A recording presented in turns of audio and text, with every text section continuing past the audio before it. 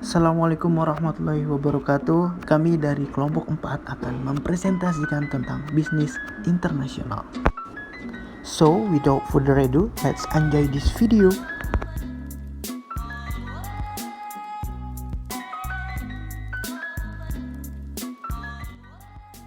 Di sini saya akan menjelaskan tentang bisnis internasional.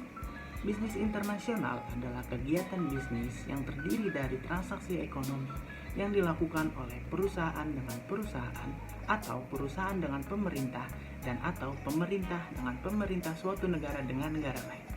Jadi, secara singkat dapat dipahami bahwa bisnis internasional adalah kegiatan yang mempelajari tentang masalah-masalah yang berkaitan dengan hubungan ekonomi antara suatu negara dengan negara lain.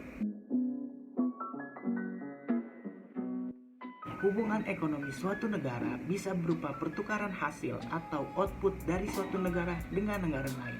Bisa berbentuk pertukaran sarana produksi atau faktor produksi.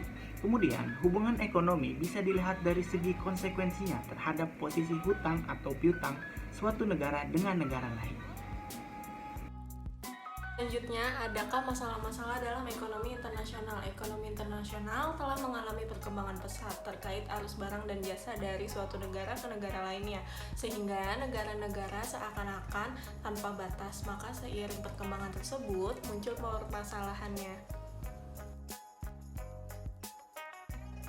Aspek dan permasalahan utama ekonomi internasional. Yang pertama, ada pola perdagangan, yaitu suatu negara mempunyai pola ekspor dan impor. Yang kedua, ada harga ekspor dan impor, harga barang atau hasil pertanian meningkat lebih cepat. Yang ketiga, ada modal luar negeri, merupakan bentuk penanaman modal yang menguntungkan. Yang keempat, ada pengaruh mikro. Yang kelima, ada mekanisme neraca, yaitu proses penyesuaian, misalkan kenaikan harga barang ekspor. Yang keenam, ada politik perdagangan luar negeri. Yang ketujuh, ada persekutuan perdagangan. Dan yang kedelapan, terakhir, pengalihan teknologi. Baik, kita lanjut ke slide berikutnya. Apa itu pertukaran? Pertukaran atau perdagangan dapat diartikan sebagai proses tukar-menukar yang berdasarkan atas kehendak sukarela dari masing-masing pihak. Lalu, bagaimana timbulnya pertukaran? Pertukaran atau perdagangan timbul dikarenakan salah satu atau kedua belah pihak melihat adanya manfaat atau keuntungan tambahan yang bisa diperoleh dari pertukaran tersebut. Jadi, motif atau dorongan bagi orang untuk melakukan tukar-menukar adalah adanya kemungkinan diperolehnya manfaat tambahan tersebut. Manfaat ini disebut manfaat perdagangan.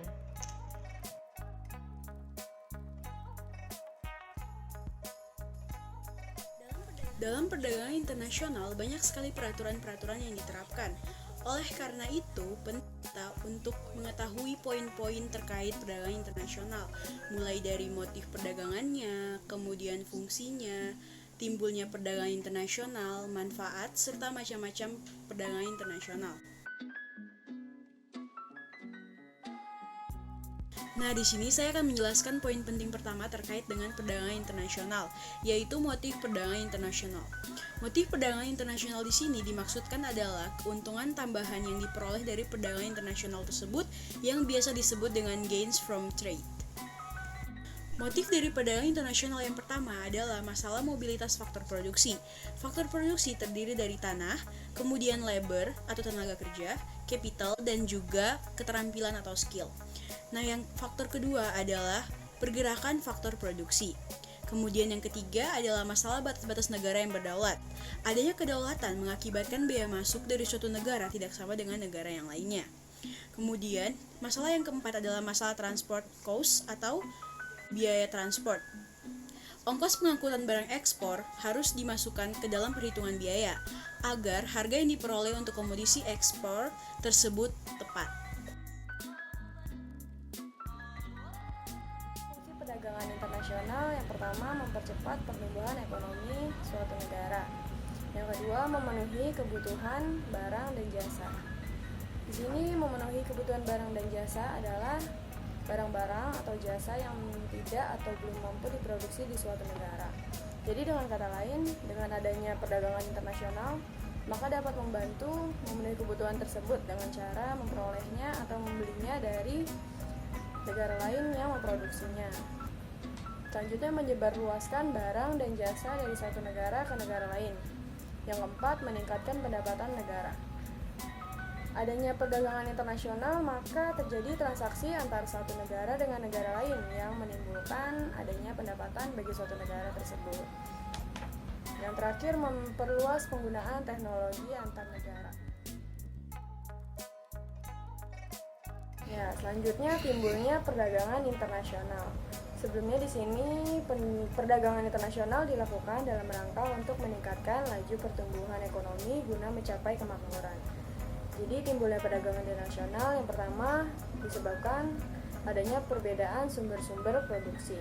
Sumber-sumber produksi dalam hal ini berhubungan dengan pemanfaatan sumber daya alam dan bahan baku lain yang mampu diproduksi atau dihasilkan suatu negara, misalnya minyak bumi, gas bumi, pertanian, perikanan, peternakan, hutan, bahkan bahan pertambangan.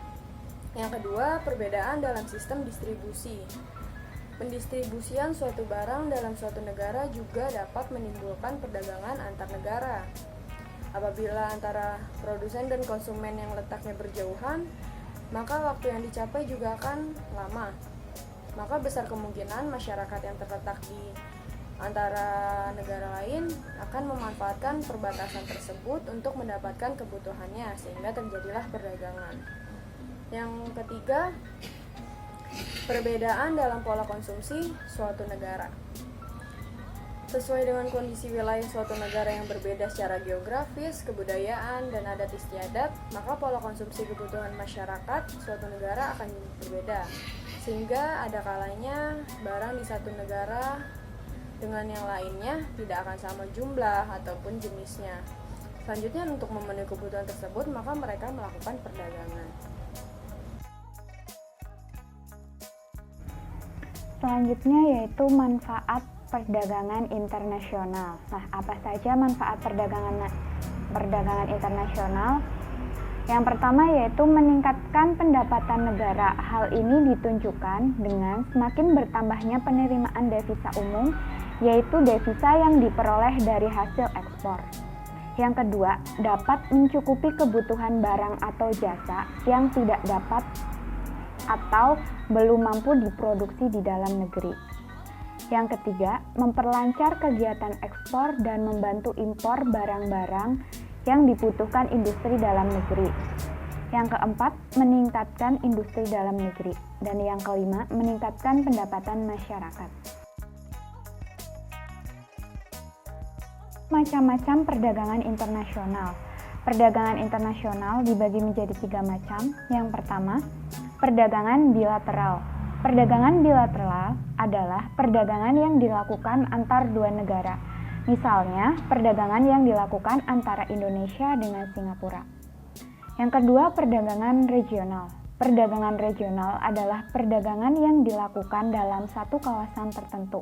Misalnya, perdagangan dalam ASEAN. Yang ketiga, perdagangan antar regional. Perdagangan antar regional adalah perdagangan yang dilakukan antar satu kawasan tertentu dengan kawasan lainnya. Misalnya, ASEAN dengan MII. Dan perdagangan multilateral adalah perdagangan yang dilakukan oleh banyak negara.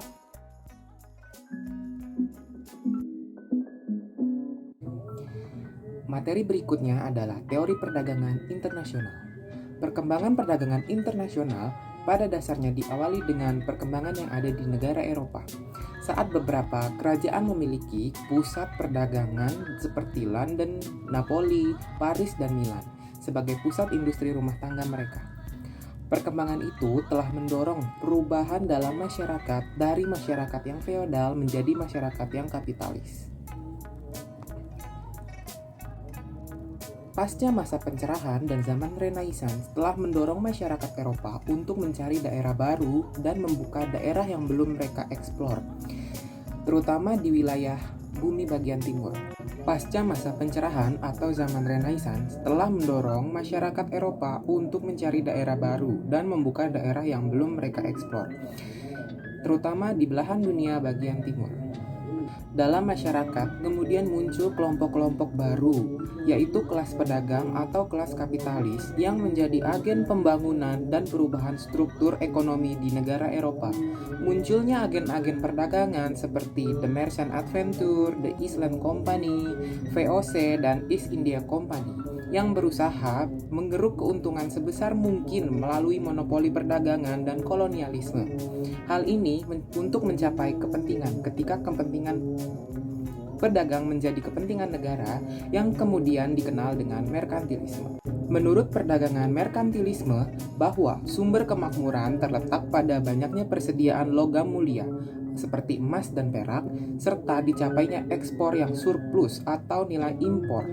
Tindakan untuk merealisasikan hal tersebut adalah mendorong kegiatan ekspor, misalnya pembelian subsidi kepada industri dalam negeri, pemberian premi ekspor, dan melarang tenaga ahli dalam negeri pindah ke luar negeri. Kemudian membatasi impor, memperluas daerah kolonial dan jajahan, dan yang terakhir memperoleh monopoli dalam perdagangan.